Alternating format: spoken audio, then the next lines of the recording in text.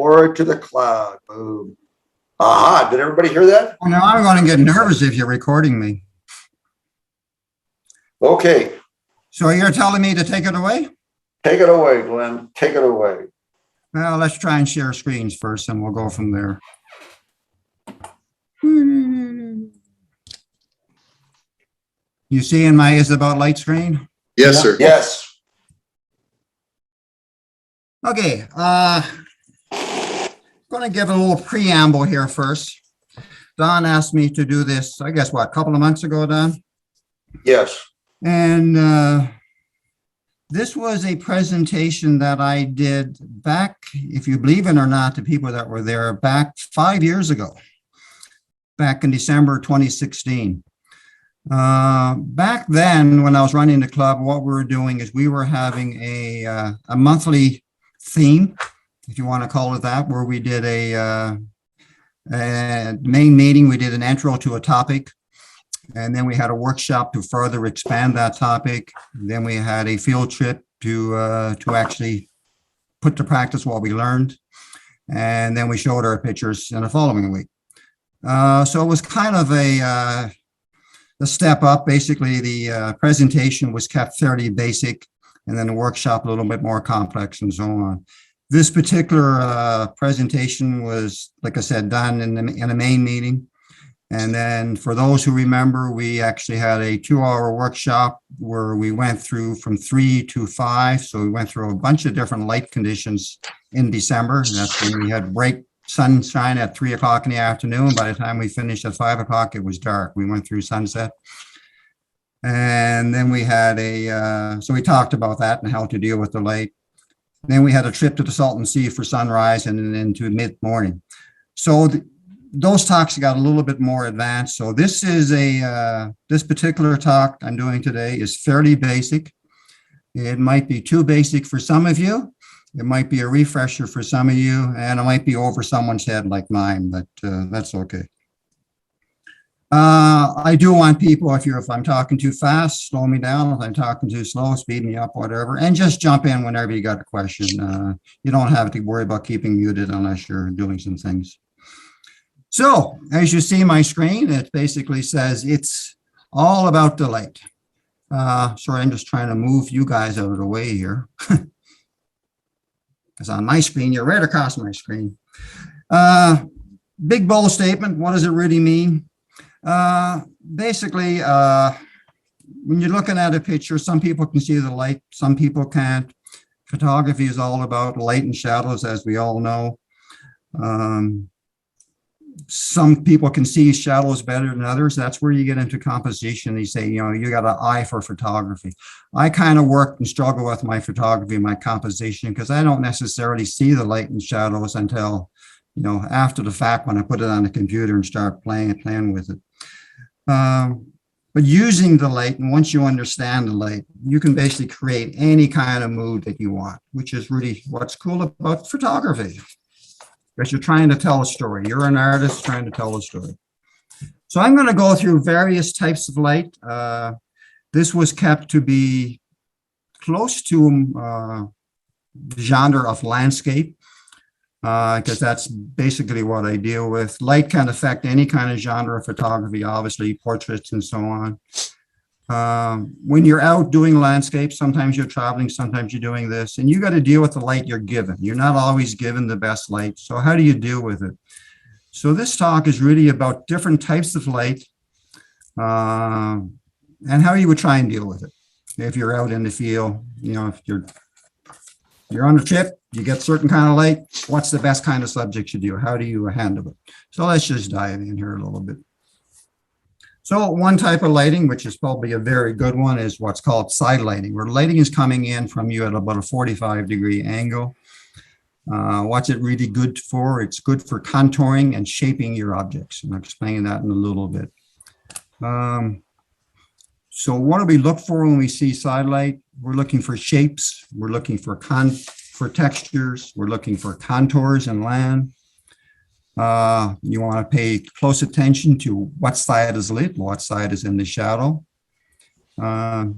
And as I said, a long time ago, when I first did this presentation, we had 50 people, I think, in the meeting, and we're all kind of at that age where we're getting wrinkles. So contouring and side lighting is probably not good for portrait photography once you reach a certain age. Oops, went too far there. This is a picture from a lot of these are, I would say 90% of these pictures are my pictures. So I apologize up front for the quality of the pictures, but you get what you get when you ask me to do a show. So this is a photo taken in Yosemite. We had some good light coming in from the side. We had the falls in the background. So basically, rather than getting the big picture, which had nothing, it's just zooming in on something. So you really want to get a tight feel, look for where the light is, look for where it's not. Anne is not here, is she, today? This is up in her part of the country, in Washington. So you can see how you can get the contours of the land when you got good side lighting. This is in the Palouse area, I think it's called, if I'm pronouncing it right. It's awful quiet with everyone being muted. I feel like I'm talking to myself. I'm listening. Here's the shot. I don't know if you're still there, Jeff. You probably recognize this. I'm still here. I don't recognize it. That's in the Colorado area. So they're the mountains, and you got some, this is a fall scene, obviously you got some side lighting happening with the trees and so on. So you can see what you're getting there. Side lighting, not necessarily the best for this. This is a bad example of a shot. This is Moab, and if people are familiar with the arch there, you're going there for sunrise, trying to get the sun coming up and highlighting underneath the arch. This is just side lighting. It's kind of gets washed out. Whereas away from side lighting at sunset, you get this kind of shot, which shows you more details and so on. So also look at how the sun is moving. So this is sand dunes taken before sunrise. So you can see there's not a lot of texture in the sand, not a lot of contouring. Half hour later at sunrise, you're getting a little bit more detail. But sometimes you got to wait till later. So this is about an hour or so now after sunrise. You can see you're getting a lot more detail. So just things to be watching for. Again, Yosemite, light coming in from the side. And I said, mostly landscape type photos, but here's a really boring shot from San Diego. Not much happening. You got some side light, but it's a kind of crappy picture. You can see the right side is all lit, dark, left side is all dark. So sometimes with your photography, you just got to start looking for something else, you know, maybe going to the corridors. Now you get a little bit more dramatic picture. May not be the big scene you wanted, but so looking for the light. How to capture side lighting. Polarizers is always good. Polarizer works great when the light is at a 45-degree angle or a 90-degree angle. I keep saying 45, but a 90-degree angle to you coming in from the side. When you're doing a composition, you want to fill the frame with your contour elements. And look for contrasting backgrounds. So you can see this tree has got a darker background, it stands out.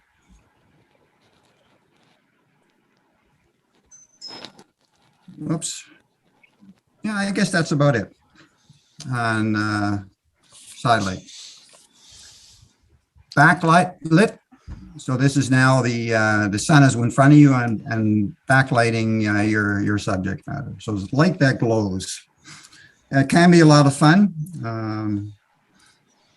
You can look for this throughout the day. You don't have to be sunset, sunrise. This could be midday. You could have the light behind your subject any time of the day. What does it work for? Good for trees, flowers, waves, water, those kinds of things. If near the water, you can freeze the waves with the light behind it, which makes for a pretty cool picture. And the water just appears to be glowing. Here's a picture of flowers backlit. You notice the background. And that's kind of nice to help accentuate the flowers as well. So you look for look for a dark background when you're trying to highlight flowers or anything to that effect.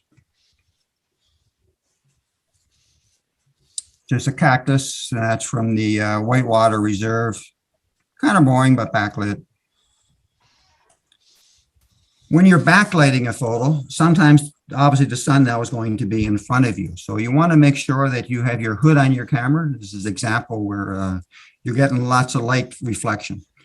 So you can use your hood. You can use your hand. You can use a hat, anything to keep that sun off your lens. There's an example where the sun is hitting the lens. So there's an example of a bad photo. Backlit some trees. More flowers backlit.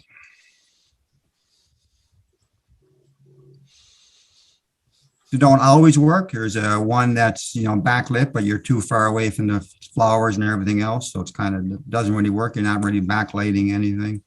Same kind of thing there, except the sun's a little lower. So the flowers do have a little bit more pop, but still not great. Trees being backlit, leaves can make for some interesting pictures.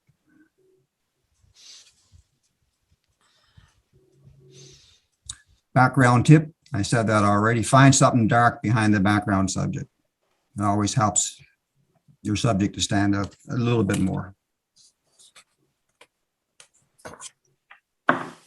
No questions, comments, any yet? Everyone still awake? That last backlit, so there was snow on the fir trees, and yet there were leaves on the trees. Well, that's Canada. You can have snow any time of the year in Canada. It really is. It is snow, yeah. It's autumn Yeah. with snow on the leaves. Yeah. It's So kind of neat. It's a late autumn picture with some snow, yeah. So there was a dusting of snow, late autumn. Yeah. The trees hadn't dropped all their leaves yet. I lived in Canada, obviously, all my life. We've had snow every month of the year, so that's not unusual. Wow. That's neat. Glenn, I have a question. Yeah. Your exposure on this, are you, where are you reading your light from? From the trees or from the background, or where is your sensitivity? Basically, when I'm reading the light, I'm doing an evaluative metering all the time. Okay. So I'm letting the camera adjust. Now, sometimes I will overexpose or underexpose, and that's a little bit of trial and error for me. So it's this particular picture, it's taken many years ago. I don't really remember anymore. Okay. But I tend to use majority of the time for landscape, not always. I switch from manual to shutter, but majority of the time is aperture priority, and I will look at the histogram on the back, and I may do a plus or minus on the exposure compensation. So I want to make sure I'm not blowing everything out. I used to back then, I know Jeff and I had a long discussion, ETTR, if everyone's familiar with that term, exposed to the right. So you want to get your histogram as much to the right as possible without blowing things out. Now, there's been some discussion since then, and I kind of backed off on that because you do tend to lose some saturation when you do that. You don't seem to get that back even when you reduce the exposure in post. So this was probably a fairly balanced picture, I'm guessing, basically looking at it. The left side is pretty dark, right side's pretty bright, so I'm guessing it was fairly balanced. Thank you. More snow, more leaves. Now we're talking about backlighting and just more trees, aspens, and you can see this particular case here. There's a lot of aspen trees, and then the lots of snow on the evergreens. What doesn't work for backlighting? Mountains don't work. They kind of look very boring if you try and backlight a mountain. Buildings don't really work. Not that I'm talking about architectural type stuff. The mountain there is kind of, it's faded out. You take that shot there compared to Mount Rainier here where you got front light, very, very different, right? Backlit here at Teton Mountains, kind of, it's just a shadowy mountain. Backlit on buildings, just shadowy. makes for a nice picture, but it's not really probably what you're looking for. Just things to keep in mind. How to capture it, I don't even remember why I put this in. Like I said, this was a thing that I did 5-6 years ago now. How to capture, I said to overexpose. And I think it's probably going back to my comment I made earlier, exposed to the right. I don't necessarily believe that fully anymore. Jeff convinced me otherwise, so one of the things I do say is make sure your lens shade is on. And you saw that one picture I purposely showed you where we had some sun glare coming through. Consider even more shading, like using your hat if you have one on, or your hand, or anything to protect the sun from shining directly on the lenses. Some coated lenses do reduce reflections, and they're very, very good. Any questions on backlighting? We'll move right along. Diffuse lighting. So diffuse lighting is really soft, it's flat, it's non-directional. It's basically what you're going to see on a cloudy day. So you got a lot of big cloud. The clouds will probably one of the greatest diffusers you can get. If anyone's got a small handheld one, it doesn't compare to the cloud, obviously. Great day to be shooting waterfalls, those kinds of things. River streams, fall colors is good. It really, really helps pop flowers. Is really, really good because it really gets a good saturation in your colors. Waterfall example. Little longer exposure. This is an interesting picture I took. This is in Dominica down in the Caribbean. We arrived on a cruise ship and we had a tour. We had about a 15-20 minute walk into what's called the Emerald Pond. I knew there's a waterfall there, but just as I started to walk, it started to rain. So I picked up my speed, got to this little Emerald Pond, got a couple quick shots off, and then everyone behind me caught up to me, plus 3 other tour buses. So by the time this picture was finished, I think we had about 100 people sitting around this little pond. So I got one opportunity to get the picture, and that was it. So. And, you can't use that thing, well, let's take multiple pictures, because when you got 100 people, they're all just sitting there and, swimming in the water, in behind the falls, et cetera, et cetera. Mentioned rivers and streams, good with diffuse lighting. You're eliminating all those hot spots that you get in the water and so on. One taken here locally, just south of my house, called Elbow Falls. And you can see it was a fairly cloudy day. Now I'm going to move off a little bit. This is not from the original pictures. I was last week, I was going to say north of where Don is, but Don moved. So it's in a place called Wellsgrave Provincial Park, which is known for their waterfalls. It's one of the best waterfall parks in Canada. It's 41 different named waterfalls and everything else. This is a shot of my very first time out, and you can see the shallowing happening on the right-hand corner of the picture. This was a 3-stop exposure and some discoloration. I'll show you another picture, and look at these wonderful pictures. Both my 3-stop and 6-stop neutral density filters somehow became ruined. I'm just wondering if anyone else has ever seen this. I don't know if it's because like cleaning fluid, which is basically just a lens cleaner, but the whole center was kind of like washed away.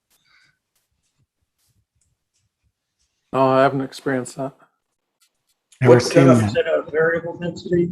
No, this is not. These are B+W filters. They were, touted as being pretty good filters. They were, $200 filters. I went out to this park basically to do waterfall pictures. And one of the things you want to be able to do, or at least I like to do, is get that silky water and slow things down. And neutral density filter is, obviously the best way of doing it. But yeah, both of them, I had them in a case in my camera bag. I had a circular polarizer. It's fine, but the 2 neutral density, both of them, it's like someone took a scouring pad and tried to scour off the middle of both filters. So I don't know if just rubbing in the case or if it's a liquid I'm using. You're using a polarizer and the diffuser at the same time? No, I was not. No, these filters are ruined. You know, once I looked at them, took them off the camera and looked at them, yeah, they are definitely ruined. They're garbage filters now. I am now the proud owner of a new case system. I know Neil recommended that, so it better be good, Neil. I should spend some $700 on this. I love my case filters. Okay, so I'm a now proud owner of that. But I haven't gotten out to use them yet, so it's, but yeah, the only reason why I'm showing this is just if anyone else has experienced this, it's, so I guess no one has. So anyway, 2 weeks of doing waterfall pictures kind of got ruined for me. Then I had to go back to the old way of doing it, of using, taking a shot with a low ISO and then, playing with the aperture up to f/22 and so on, which of course you get diffraction on the rocks and everything else, but then blending pictures and doing all kinds of funky things. So it's takes a lot more work to process them. So I haven't processed too many of them yet. Anyway, just thought I'd mention it. The other thing with diffuse lighting I mentioned is colors. Fall colors just pop. Any colors, flowers, those kinds of things. If you don't have any harsh contrasty light, colors just pop. Good time to get out and do fall pictures, those kinds of things. You find a nice cloudy day.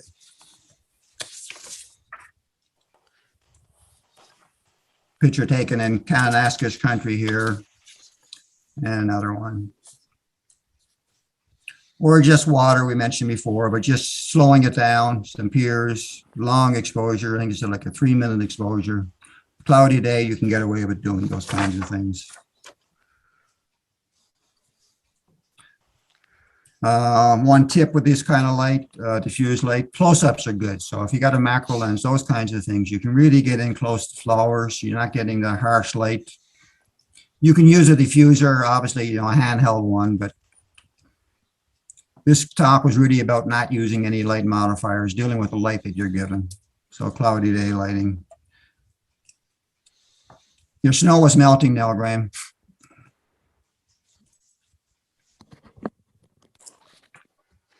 May not necessarily be all portfolio type pictures, but helps tell a story if you put an album together or something like that on a trip, whatever. A lot of these were from a trip that we did a few years back when Dave Lumenthal, anyone remember him? He passed away, unfortunately, 4 or 5 years ago now. He came up to visit in Calgary and we did a trip up towards Banff. Fortunately, it was cloudy the whole time. Street scenes, good on cloudy day as well. This is one from Barcelona. It's a very, very cloudy day, but kind of works. Another one in Barcelona.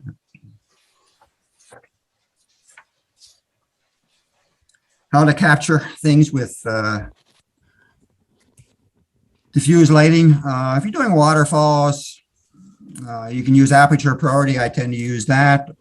More often than not, probably now manual. I'm using a neutral density filters. I want to get my timing down. Polarizers are good, helps for reflections and color boosts when you got diffuse lighting. You can bracket, but probably not necessary to really bracket when you got nice soft lights. So. Twilight hour, blue hour, probably one of my favorite times of the day. So this is before sunrise and after sunset. Most people go out for sunset pictures and then the sun goes down and then they take off. To me, it's the most exciting part is to wait an hour or so when you get that blue light. And, Don, remember we did the sunset shot in Big Sur, and of course you were all set up and then everyone left. Yeah, I remember that. What works? Basically most things. Beach, water, trees, mountains, cities are good, skylines, those kinds of things.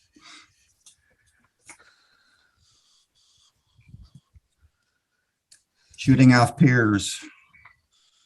Lots of them in California, if you go to the coast. Everyone knows where that's taken, Joshua Tree National Park. This was on one of the, I think Neil has done this, Ralph Nordstrom's workshops. I think Neil's been on a couple of those now. Salton Is Sea, that the move in the upper left of the Joshua Tree? is that what, sorry, Patrick? Is that the moon kind of? No, that's just some stars. There is some movement of the stars. I wasn't really focused on the stars. I was basically trying to just silhouette the trees, but yeah, there are some stars out. One around the Salton tree, see some old dead trees with the geo plants in the background there. Now, this is not my picture. So it's one of the ones that is not mine. This is from Death Valley. We didn't get there on our trip 2 years ago, but that's up, I think, Don, you know what that's called, but that's where the sliding stones are and all that. One Racetrack rocks. Racetrack Rock. That was what I was thinking of. I couldn't remember the name of it. But you can see the magentas coming out and so on, and you get the blue hour photography. So you guys got there 1 year, didn't you? Or no? I haven't been there. I have not been there, no. We always get scared off whenever we get up there. It's like a, I don't know, couple hour drive. And they say you need a high clearance vehicle and all that other stuff. I got one of those now. I got my 4x4 now. I can go anywhere. All right, let's go. I'm ready to go. Just let me over the border. Oh, we had that conversation, didn't we? Sorry. Yeah, I got some pictures of Death Valley, some of the dunes, or first thing in the morning, Yeah. sunrise, and they're absolutely gorgeous. So that's the Mesquite Dunes, Patrick? I don't remember which dunes it was, but it was one of the dunes. I ended up with the first surprise for one of them. Yeah, we did a trip when was it? March 9th, late February, March 19th, just before COVID hit. That the group of us from the Camera Club went there. So we all got a few shots of the sand dunes, but we didn't get to the racetrack. So another one of sand dunes, and yeah, this is Blue Hour. I don't remember if this was before or after sunset, but the Blue Hour of the sand dunes. And this one kind of reminds me of a picture that Paul Preby has.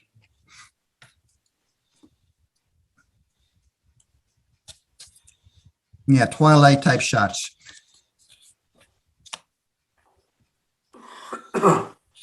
Like that last one. Perfect timing. Yeah, the talk was more about landscapes, but I do switch it back and forth. I take all kinds of pictures. It's also a really good time to do cityscapes. I think Jim is not here today, is he?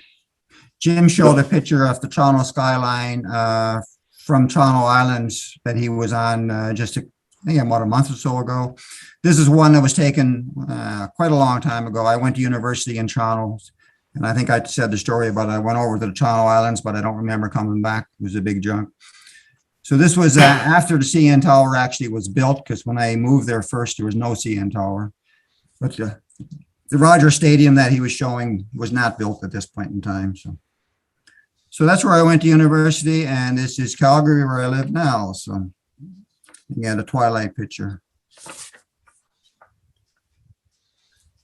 And no, it's not really quite twilight. This was a picture was taken when Dave Blumenthal was up. We took him to the Calgary Stampede at fireworks.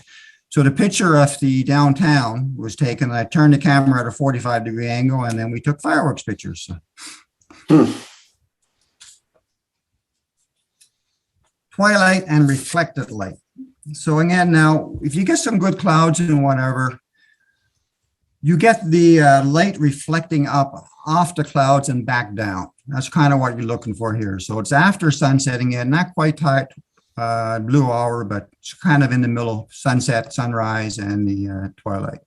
So you get a lot of reflected light off the clouds. Good thing to look for. I don't have a lot of pictures, so not that.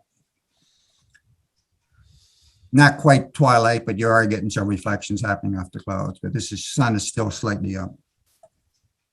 Doesn't have to be a landscape.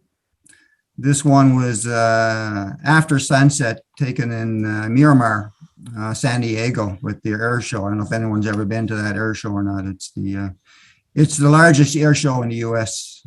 And the largest gathering of people anywhere in California, weekend gathering. It's just a mass of people.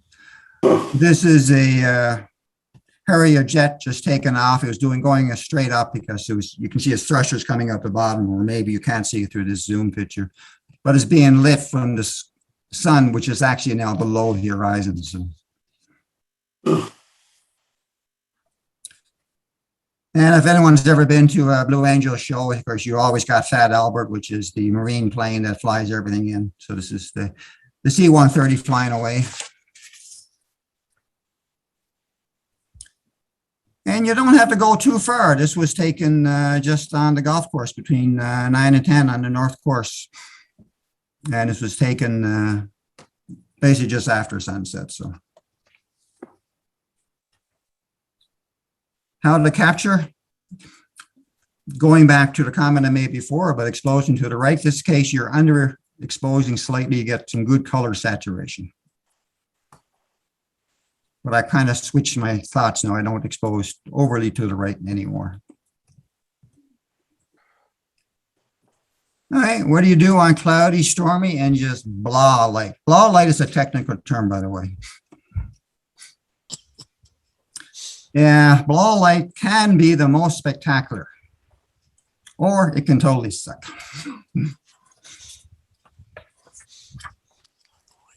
What works?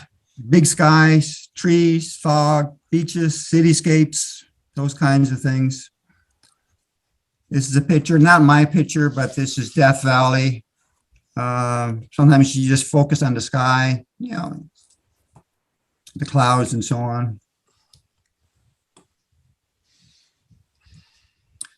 This is a picture in Cochrane here. I said I live Calgary. I actually live in Cochrane, just outside. This is what's called Big Hill, but a big storm cell coming over. So,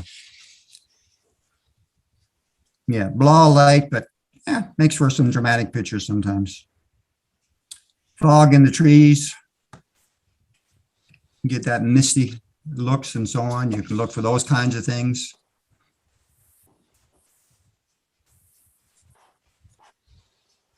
Long exposures, blah light, but still makes for an interesting picture.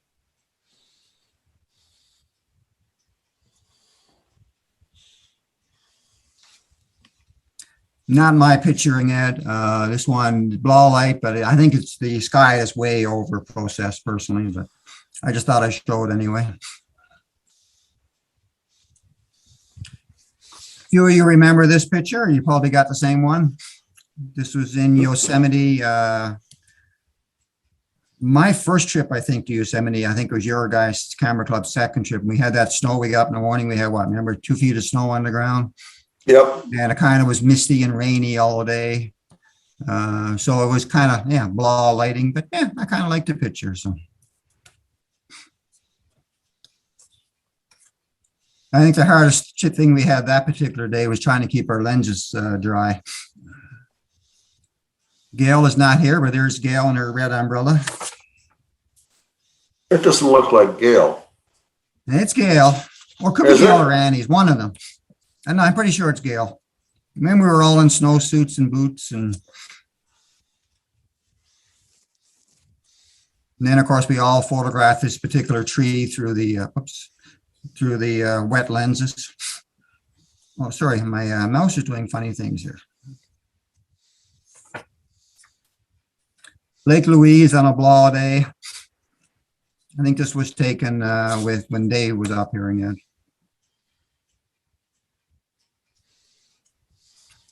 You go up there to look at the glacier, and of course, it's just covered in cloud. But still makes for an interesting picture. Sometimes you got to look for different things. You may not get the shot you want, but you look for other stuff. So you can see it was just raining at the time. Oops, sorry about this. My mouse has gotten very sensitive here. Some of you have seen the picture. I think I won some awards with Moraine Lake, but this was taken obviously not the same day. You got really crappy light, but you get in close, take pictures of the rocks or the boats at Moraine Lake. You can still get some shots. Good light as well, good, but dramatic stormy light can be spectacular. I don't have a lot. I don't tend to go out too much in stormy weather. So. Some of you do remember this picture. It's probably one of my favorites from Yosemite. This same day, we had all the snow and we had crappy weather. We all went for sunset. And this is called Tunnel View, right, Don? Yeah. And we Yes. had, of course, the shot here. Everyone was waiting. There was what, a line of photographers, and we're all waiting for the shot, waiting for sunset. Nothing was happening. Nothing was happening. A bunch of the photographers started packing things up, and all of a sudden, there was a break in the cloud. So the El Capitan just lit up nicely. I think it makes for a nice picture.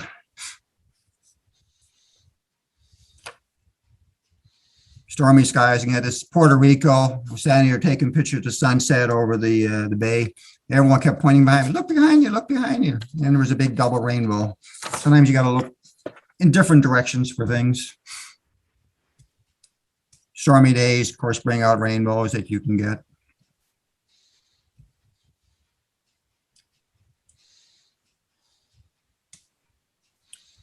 This is a crappy picture, but it's probably one of the few times, at least up till that stage, 5 years ago, that I was actually able to capture some lightning. This is in my backyard.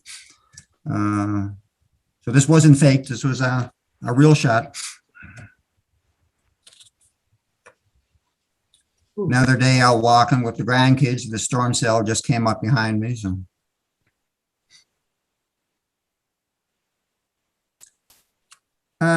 Wet days and so on. City streets look awesome after rains. Whoops, what's going on? Okay.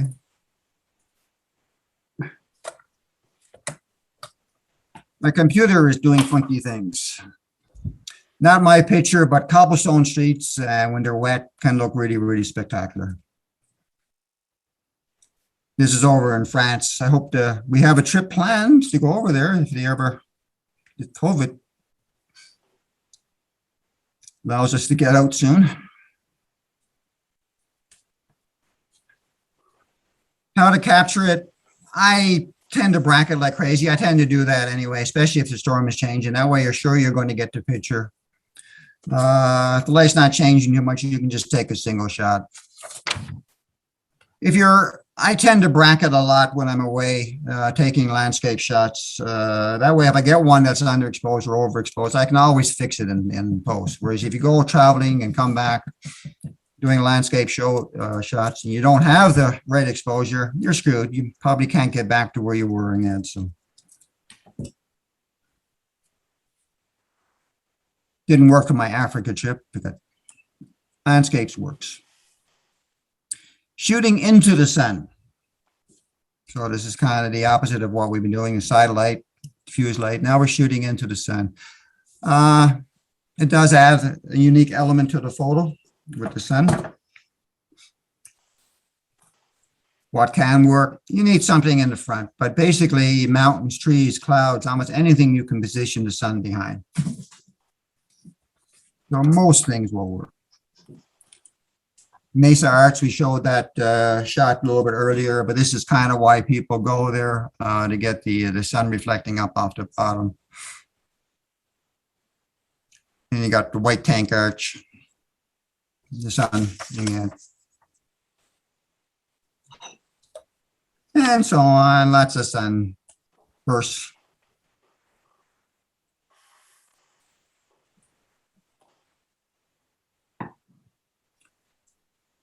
I don't know if it's a photo tip or not, but sometimes when you get breaks in clouds and so on, look for the sun to be peeking through and you get what's called God beams. You can see the beams going up, from this. Makes for an interesting picture sometimes, lighting up some mountains. So keep an eye out for those kinds of things.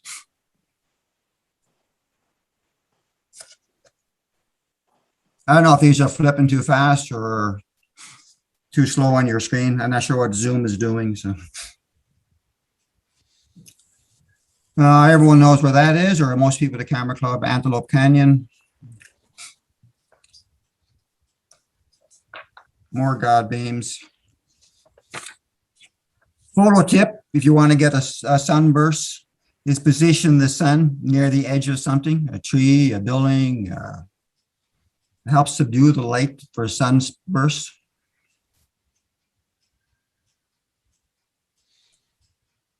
Sunburst with a wide angle doesn't really work, but there is a sunburst there, believe it or not. But the sun is so small in relation to the picture. How to capture, again, I'll go back to my overexposed that I used to always say, overexposed, so everything isn't just a silhouette. You want the sunburst, use F16 to F22 to get that sunburst. And some people might remember my geeky tip. The number of spokes on the sun depends on the number of blades in your diaphragm.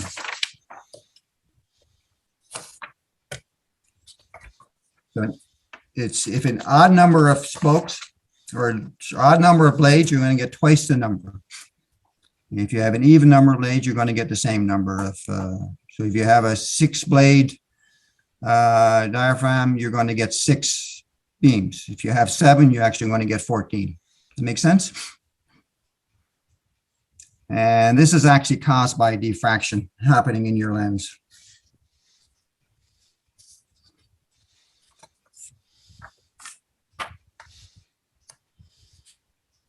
Lost anyone yet? Everyone still awake? We're here.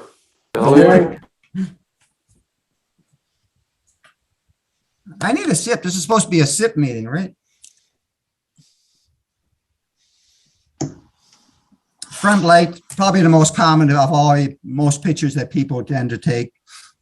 It's probably the most boring as well. Everyone tells us to keep the light behind us, and I'm on the subject. To me, they make what I call postcard pictures, but what works? Mountains, hills, city architecture. So the mountains with the sun shining directly on it. Stupendous hills in Oregon. Anyone's interested?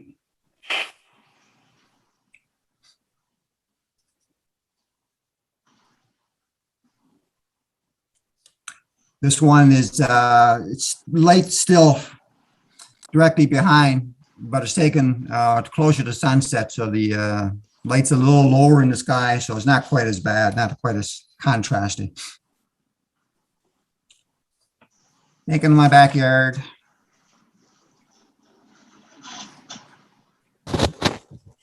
And that's Yosemite. Yeah, during the middle of the day, I think this was. But you can look for things. I think I kind of like this picture. It's the sun's behind, but you got a few stalks of grass growing up. Makes for an interesting picture, I think. That prior one, a good example of reflection. Sorry, I didn't catch that. This is a good example of reflection. Yeah, it is. You got some reflections happening here, yeah. And I'm just showing this, this is a picture I keep most of my pictures, but it's not one I'm certainly going to put up on the wall or anything like that. So this one I kind of like. Your touristy type pictures is taken in Ephesus. It's just, I was there picture in Rome. I was there. I keep going back to bracketing. I tend to bracket a lot. You do get some contrast depending on what's in your picture, whether you want to bracket or not. But good and almost good light. It's actually a pretty good time of day when this is kind of those times just after sunrise and before sunset. So basically in the first couple hours after sunrise, first couple hours before sunset. The sun is not too high in the sky. It's just kind of low enough. You can still get some nice shadowing effects and some nice contouring and so on. Not as good as the actual sunrise or sunset, but pretty good. So I call it almost good light.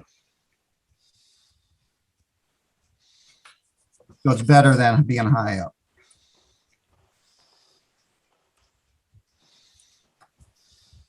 Not much to say about some of these pictures.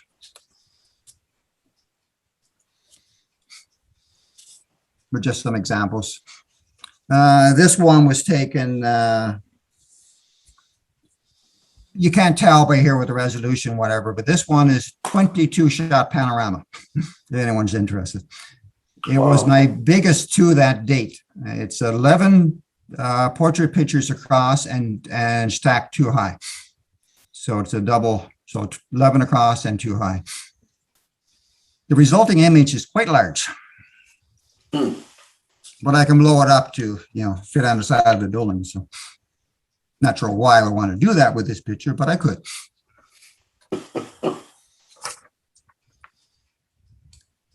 Yeah, almost good light. This was, going back to our trip we had with David, the Banff Springs Hotel was we did our sunrise shots and then we just kind of were wandering around, taking some other pictures, the Banff Springs Hotel in Banff and Spray Falls in Banff. Mount Rondo, so it was kind of mid-morning shots. They're still pretty good, but not the best pictures.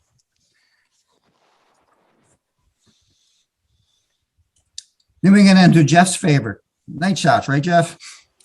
That's it.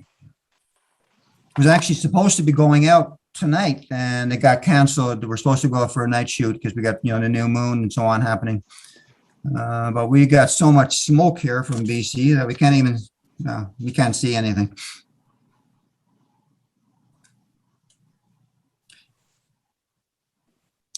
And yeah, you get, some stars. These are just stars. This was a shot that was taken years ago. I think, Jeff, you were with me. Dennis, I can't pronounce his last name. He was doing a night course at Joshua Tree National Park through the Desert Institute. And we went up, did some night shoots, but just basically stars. There weren't Milky Ways, nothing like that. There was no light painting going on, just kind of learning how to use the camera at night. It was my first trip out doing night photography.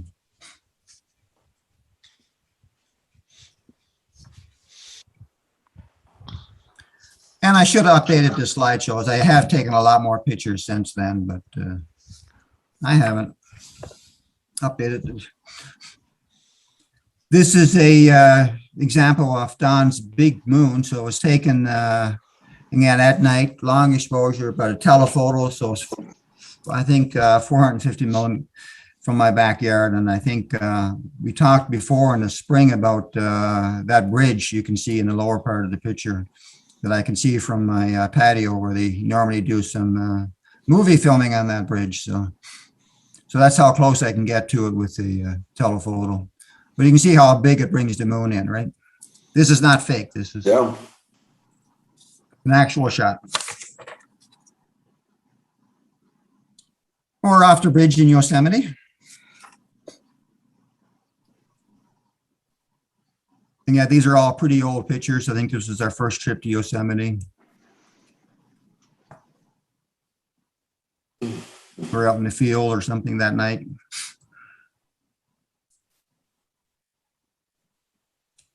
Jeff remembers this one.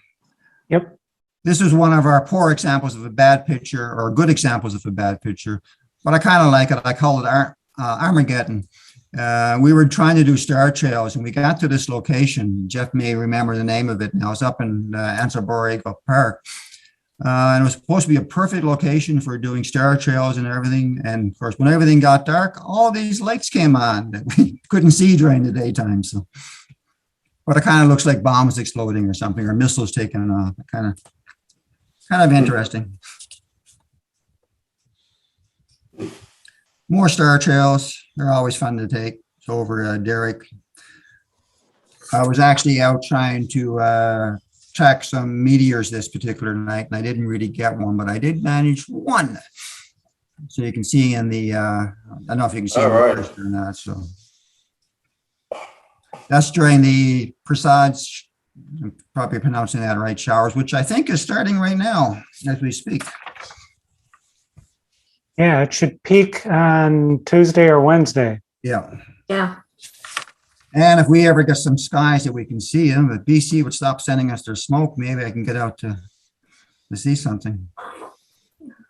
One of my real early shots of the Milky Way. I have improved since then, but you got to start somewhere. But I think at night photography, I've grown to love it. So, an early example of Palms to Pines Highway to doing some light trails. We showed a similar picture earlier of the skyline during twilight. This is kind of after the fireworks now, and I turned the camera back to the city, and now it's well dark now. So, but still a good time to take pictures of skylines. You don't get that blue sky, but you do get a sky.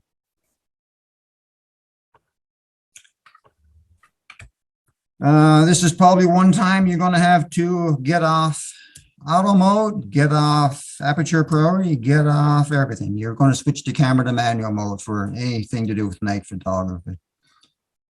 You're probably going to be setting your aperture as low as it'll go. So you want to open it up as much as you can. So if you got a 2.8 lens, you're probably going to be using it. You got a 1.4 lens, even better. Most of us don't have a lens that fast. You're probably going to have fairly long shutter speeds to do night photography. So you're definitely going to be using a tripod. If you're doing Milky Way shots or any that, you're going to be raising your ISO up as well. There's some really, really good products now on the market for reducing your ISO. Topaz has a reducing noise. Topaz has a good one, and I'm forgetting the name now, Jeff, but if you're doing star photography, there's one that you can stack like 15 pictures together, and it'll reduce the noise for those too. So there are two of them. Sequator is the one. That's the one I was thinking of. PCs, and there's a different one for Macintoshes. I can't remember the name of right now. Yeah, Sequator was the one I was trying to remember and I couldn't. Any questions on night photography? Because Jeff's willing to answer all of them.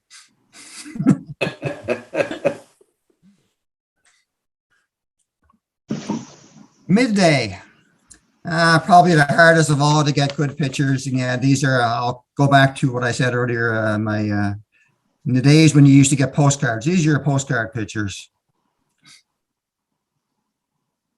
And it's really about, well, what works? Anything can work. Clouds, canyons, long exposures, but it's really about location, location, location, or different genres about the subject matter. You really just, it's not about the light anymore. It's about the subject.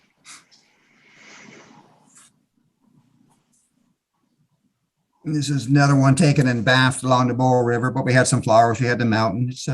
It's a pretty picture, but it's no dramatic light or nothing. Joshua Tree Barker Dam, midday. We actually had water this particular time. I don't know if anyone's been up there recently, but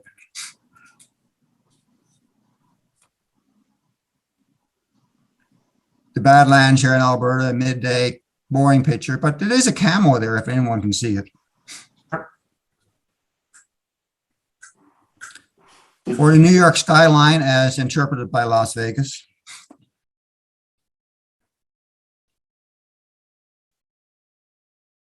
But midday can get you some nice shots if you're in a slot of canyons, those kinds of things, light shining in.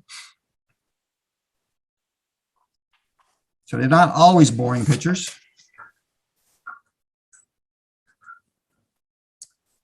But what do all those previous pictures have in common? It's just really location. You're not really trying to capture mood so much. It's just basically it's a shot. I was there. It's a great, location. I got the picture.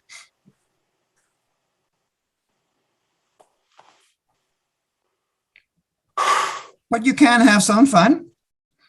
Now that I got my new set of neutral density filters, you can take some pictures, long exposures during the day, some cloud movements. If you happen to have some, you can get some pretty dramatic pictures.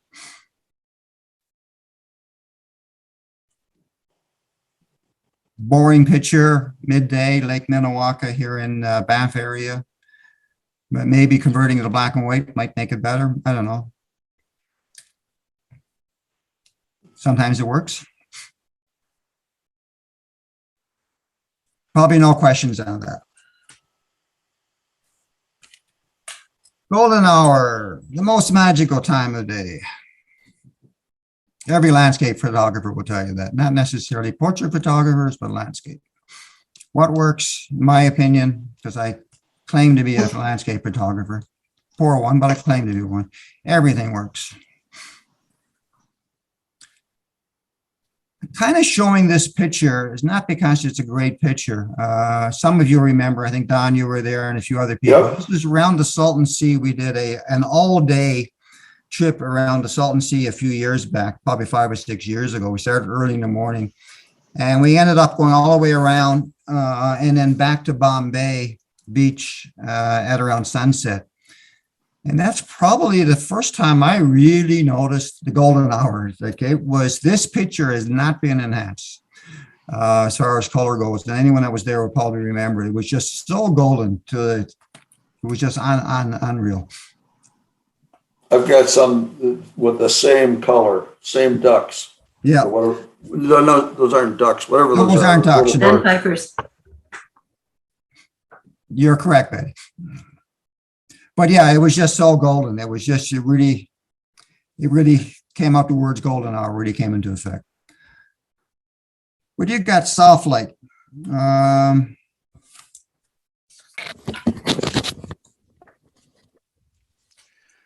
This is a desert shot, just shooting into the sun, but at golden hour. You mentioned before, Patrick, about reflections.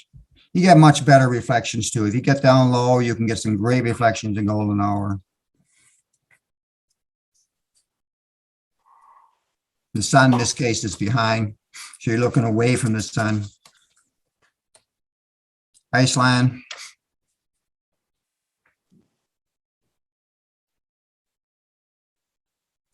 I don't know why this one's in here, but this is not really sunset, is it? This is those God beams again. Oops, sorry. Getting close to sunset, I guess. So it's, you still got that golden light happening.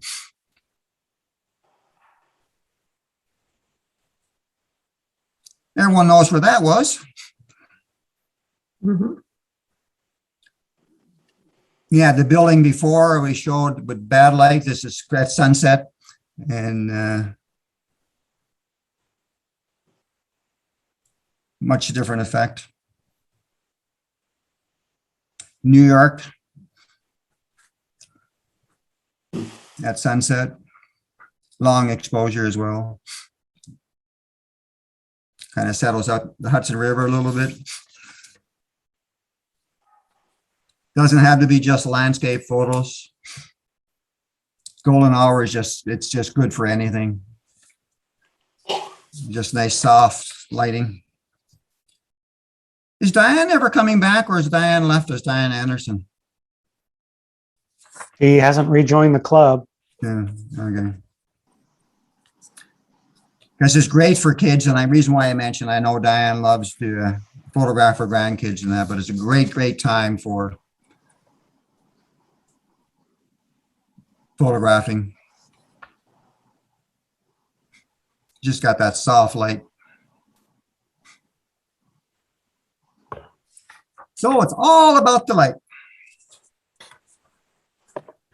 So what does all that mean? It's the quality of the light, whether it's soft, harsh, cool, warm. So soft light.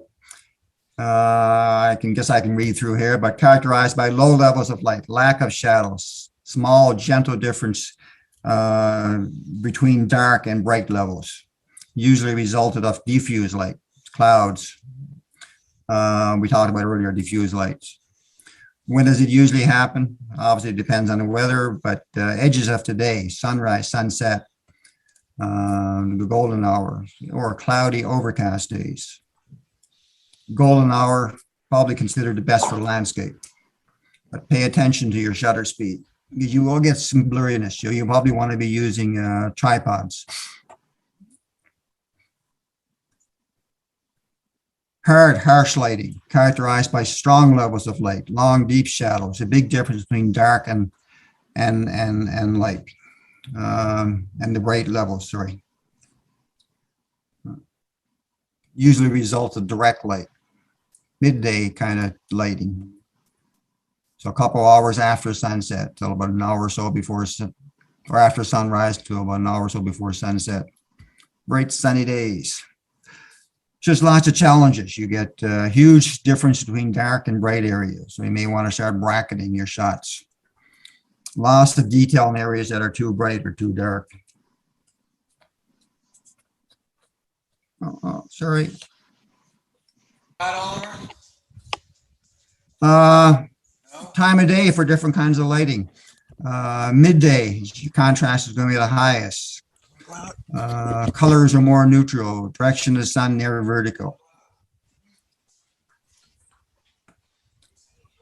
I mean, you guys can look at this too. Golden hour is your medium contrast, your warm to fiery colors. That's when you, to me, is the best kind of. Twilight, low contrast. When you get nice, cool pastel colors.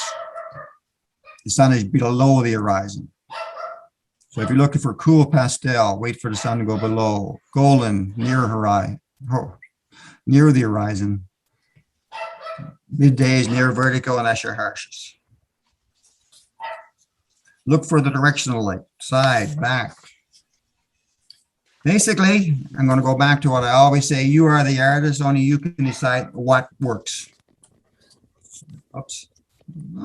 Sorry. There's no such thing as bad light. Original, I was going to, topic on this was going to be talking about what's good light and what's bad light. There is no such thing as bad light. It's just what you make of it. And I'll leave you with a quote. Embrace light, admire it, love it. However, above all, know light. Know it for all it's worth. And you will know the key to photography. And I really, truly believe that. Light is really going to be your key. That was from George Eastman, founder of Kodak. So it's all about the light. That's it. That's all.